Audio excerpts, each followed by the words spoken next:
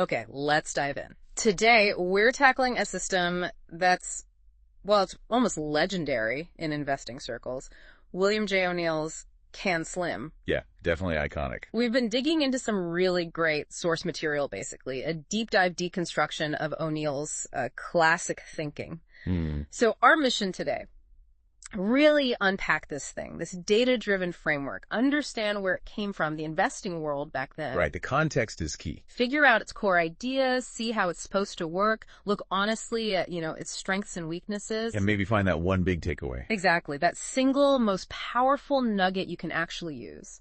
Well, O'Neill spent, decades basically reverse engineering the biggest stock market winners. His work wasn't just theory. No, it was data. Built on hard data. Asking, okay, what did these stocks have in common before they made those huge runs?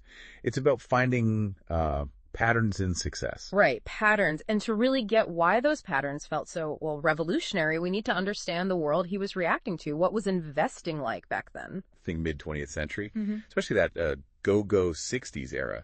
Investing often felt less like analysis and more like, crossing your fingers. Hope, basically. Yeah, driven by exciting stories, maybe a hot tip, a gut feeling about a company. The standard advice was simple, maybe too simple. Buy low, sell high. Buy low, which often meant buying stocks that were already beaten down. Cheap because something was wrong. Exactly. O'Neill watched this and he kind of called it buying falling knives. Just people making decisions on emotion, no real system. Yeah. And think about the information back then. It was so asymmetric. Professionals had access to data, research. Stuff individuals just couldn't easily get. So the deck was stacked. Dramatically. Yeah. The average person was really operating at a disadvantage, kind of just hoping things worked out. Okay, so unstructured hope was the problem. Precisely.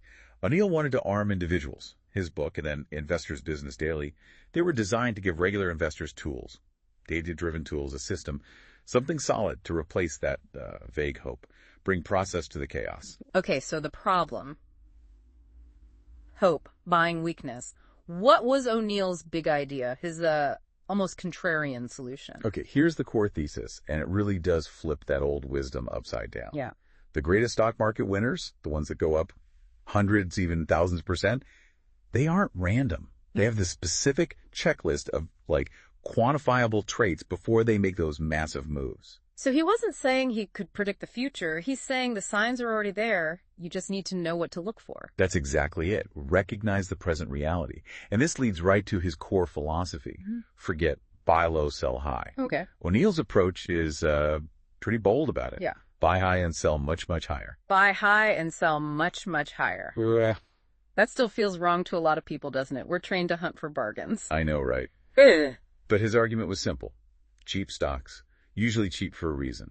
His system is all about buying strength, buying leading companies as they're accelerating, finding tomorrow's superstars today. Even if they look expensive already. Yeah, even when they might look pricey by old metrics, but before their biggest gains really kick in. Okay, so you got to get comfortable buying strength. But for this whole system to even work, you also need to accept some basic beliefs about the market itself, right? Beliefs that might clash with other investing styles. Oh, definitely. There are two really big assumptions that underpin the whole thing. What's the first one? First, you have to buy into the primacy of growth over value. Can Slim is, at its core, a growth-finding machine. Okay. It's built to find companies showing, explosive current earnings growth. O'Neill wanted at least 25% year over year, and a solid history, too, 25% annual growth for several years. Which meant he wasn't scared off by a high PE ratio, right? The famous point. Not at all. He saw the price-to-earnings ratio, that classic value investor tool, as potentially misleading, a distraction even. Yeah, he argued a high PE stock wasn't necessarily overpriced if the growth was astronomical. He figured the market would eventually price in that growth, so a seemingly expensive stock could still be a bargain if that growth kept powering ahead. So that's a fundamental break from, say, a Ben Graham value approach. They're looking for intrinsic value, mean reversion. Totally different worlds. Value guys see price eventually coming back to some inherent value. O'Neill saw price reflecting the current powerful reality, especially momentum fueled by growth. He believed the really huge returns come from finding companies going through massive positive changes the market hasn't fully grasped yet. And that change usually looks like massive growth. Exactly. You have to believe growth is the main engine for those outsized returns, for that alpha. Growth is king. Got it. Growth first. What's the second big assumption? Equally important. You have to believe that the chart is the final arbiter of truth. The system leans heavily on technical analysis, price patterns, volume, specific buy points, market direction. Okay, hang on. Final arbiter of truth. That sounds a bit, I don't know, mystical, like reading tea leaves. O'Neill would push back hard on that. He didn't see charts as magic or fortune-telling.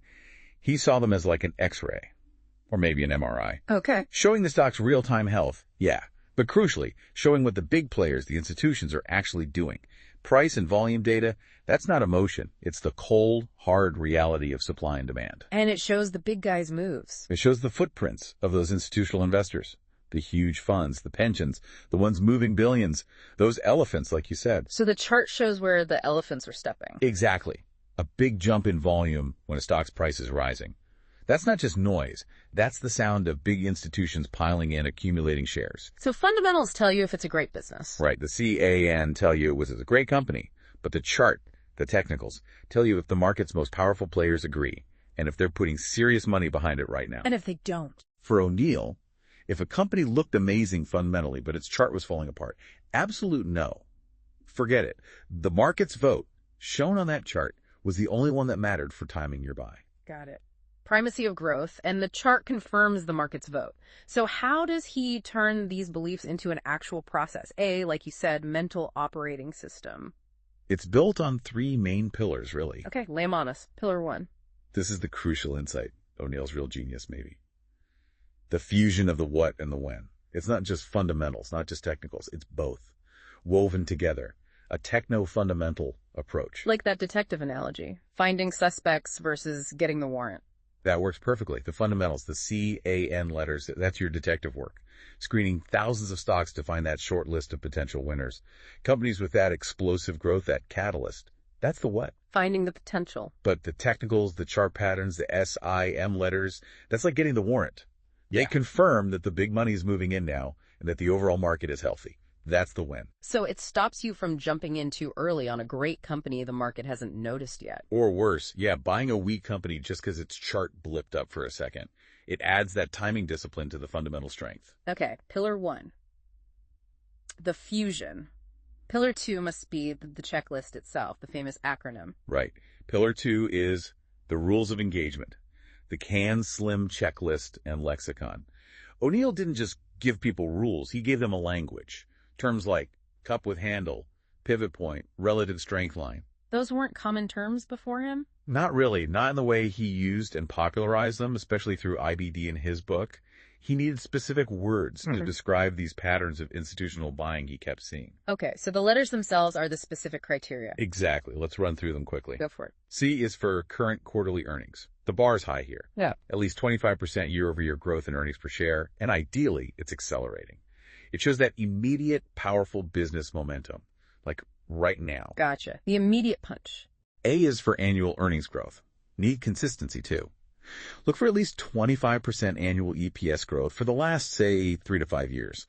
Plus, strong return on equity, maybe 70% or more, shows it's a well-run, profitable company that can sustain growth. Long-term health behind the recent sprint. Makes sense. N is for new. This one's absolutely critical. A new product, new service, new management, or often, crucially, a new high price for the stock. The breakout. Yeah.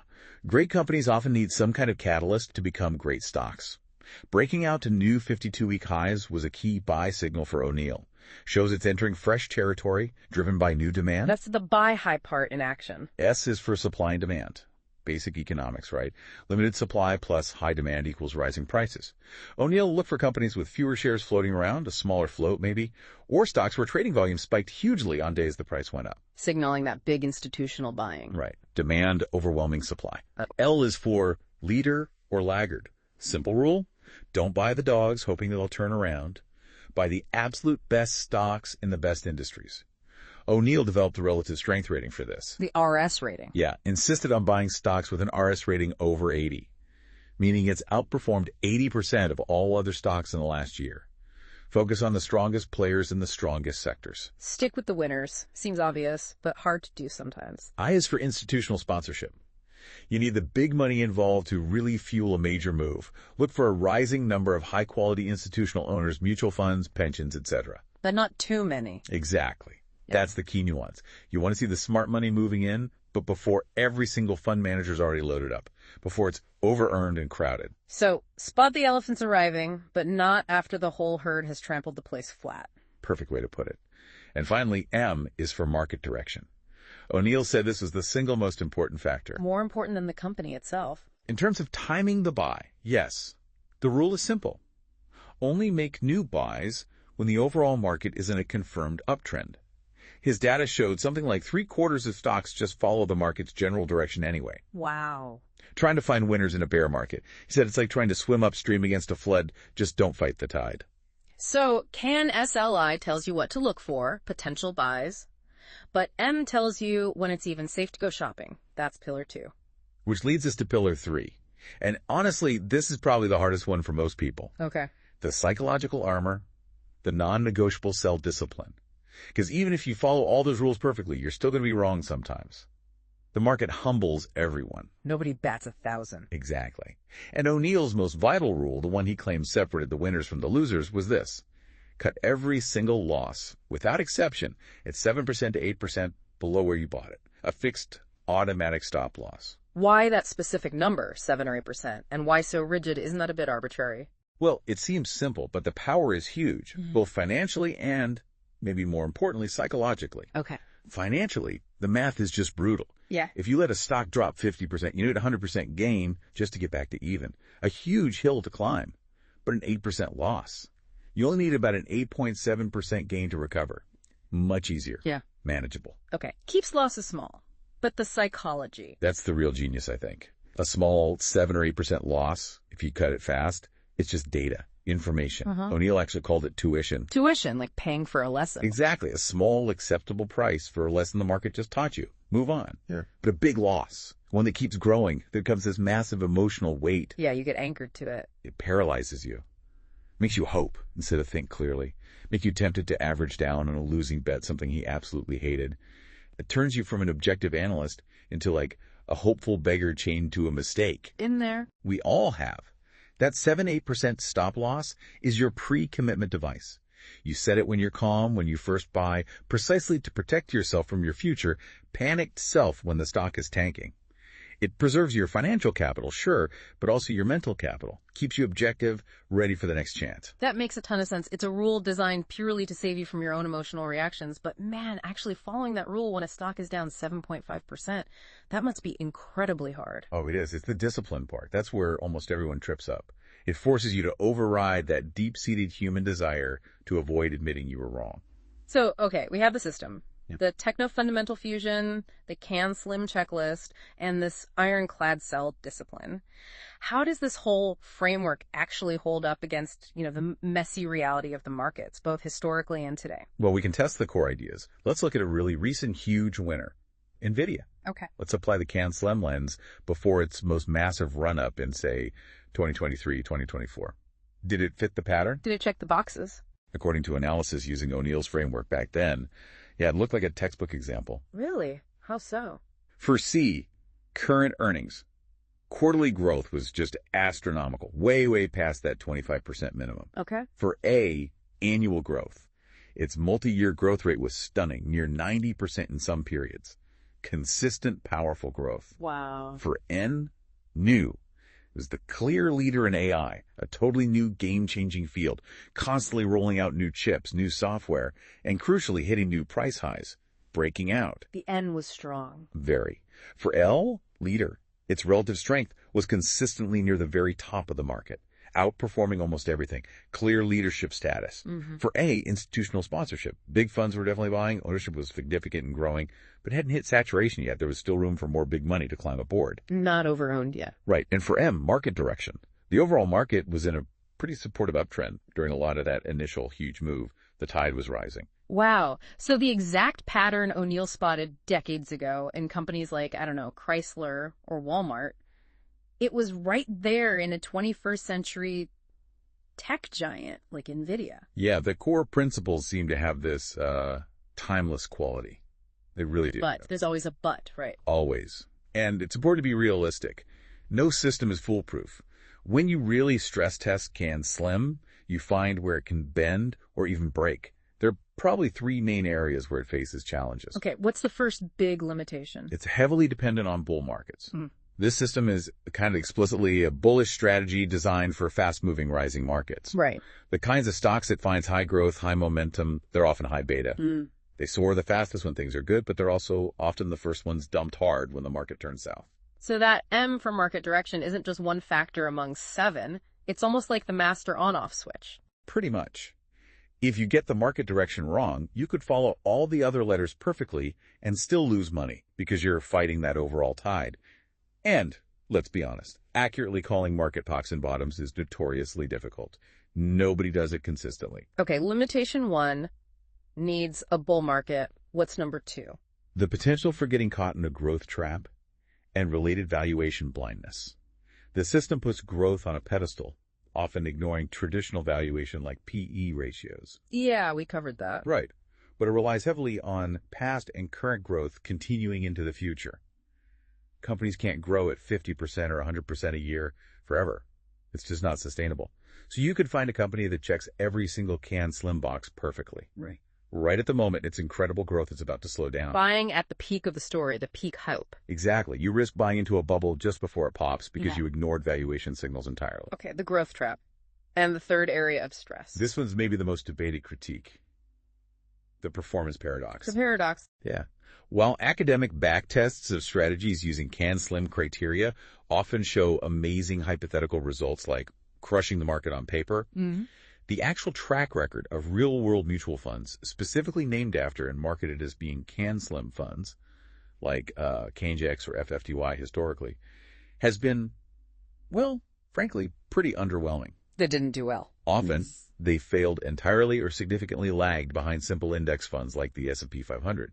There's this huge gap between the back-tested theory and the real-world fund performance. Wow.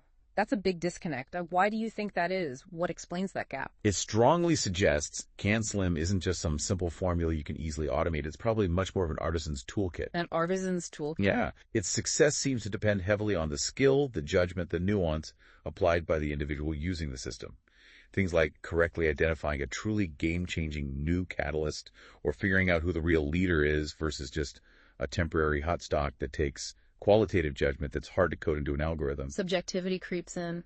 And think about that 7-8% stop loss. Trying to implement that rigidly with billions of dollars under management, logistically and psychologically, that's incredibly hard for a big fund manager. Small losses can turn into huge market impacts if you're trying to sell massive positions quickly. Yeah, can't just hit sell like an individual. Right. It seems O'Neill's personal success and maybe even some of the studies involved elements that are just hard to replicate perfectly at scale. Maybe even a bit of hindsight bias in how the rules were refined by looking at past winners. So it's a powerful framework, definitely. But actually making it work consistently seems to come down to the individual practitioner's skill, their judgment, and especially that iron discipline, that sell rule. That seems to be where the rubber really meets the road. It's not a magic formula you just plug in. It's a demanding methodology. Okay, so we've deconstructed the system. We've seen its mechanics, its power through examples like Nvidia, but also its clear limits and that performance paradox. Taking all that in, what's the single most valuable mental tool, the core idea we can pull out and actually use, even if we never trade stocks exactly O'Neill's way? Well, CAN-SLIM, when you boil it down, isn't trying to be a crystal ball, right? No. It's a rigorous evidence-based filter. A system for finding high probability situations and then ruthlessly managing the risk involved. It forces you to combine a compelling fundamental story with actual confirmation from the market price action, institutional buying. The what and the when. Exactly. Yeah. And then it forces you to deal with the unavoidable uncertainty of investing with that brutal, pre-planned risk control. It's really a workflow, a way of thinking designed to try and stack the odds a bit more in your favor. And the one idea to really latch onto from all that, if I had to pick just one concept, one mental heuristic to install from O'Neill's work, it's the concentrated essence of his L for leader and I for institutional sponsorship. You could maybe call it the follow the leaders heuristic. follow the leaders, okay. Yeah, it's the discipline of systematically looking for the strongest players in the most promising areas. And then this is key, waiting for confirmation that the market's most powerful players, the institutions, the smart money, agree with you and are actively putting their capital behind that idea. So validating your thesis with the actions of the big money. Exactly. Are the people who do this for a living with the best resources betting alongside you? And you think this idea, follow the leaders, applies outside of just stocks? Oh, absolutely. I think it's a really powerful filter for allocating almost any scarce resource you have. Your time, your energy, your career focus, where you decide to learn something new. How so? Well, instead of always trying to be the lone contrarian genius who spots something tiny no one else sees, which is really hard. This heuristic pushes you to ask different questions. In this field, this industry, this technology, where is the undeniable momentum right now? Who are the undisputed leaders? And maybe most importantly, where is the smart money? The validated expertise, the significant investment, the resources actually flowing and concentrating.